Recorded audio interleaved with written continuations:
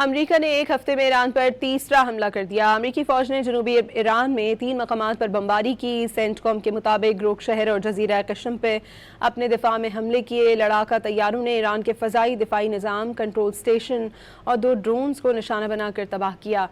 पासदारान इनकलाब ने जवाबी हमले में अमरीकी एयरबेस को निशाना बनाने का दावा कर दिया। ईरानी फ़ौज के मुताबिक पासदारान इनकलाब ने कहा कि अमरीकी फ़ौज ने सिरिक में टेली कम्युनिकेशन टावर पर हमला किया। जवाब में उस अमरीकी अड्डे को निशाना बनाया जहां से हमला हुआ।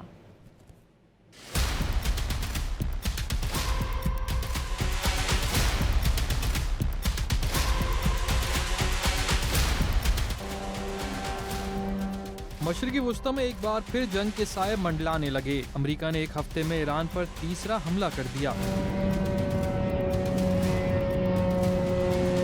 जनूबी ईरान में 3 मकामात पर बमबारी की गई। अमेरिकी फौज ने हरमज़गान सूबे में ग्रोक और सेरक शहर पर बमबारी की। जजीरा कैशम को भी निशाना बनाया गया।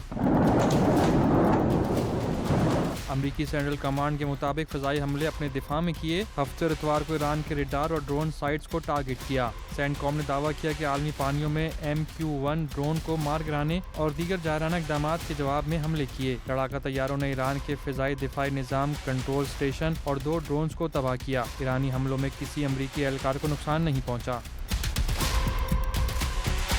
दूसरी जानिब पासदारान इनकलाब ने जवाबी हमले में अमरीकी एयरबेस को निशाना बनाने का दावा किया। पासदारान इनकलाब के मुताबिक अमरीका ने सेरिक जजीरे में टेली कम्युनिकेशन टावर पर फ़िज़ाई हमला किया। हमले के जवाब में एयर स्पेस फाइटर ने महज 1 घंटे में उस अमरीकी अड्डे को निशाना बनाया जहां से हमला हुआ।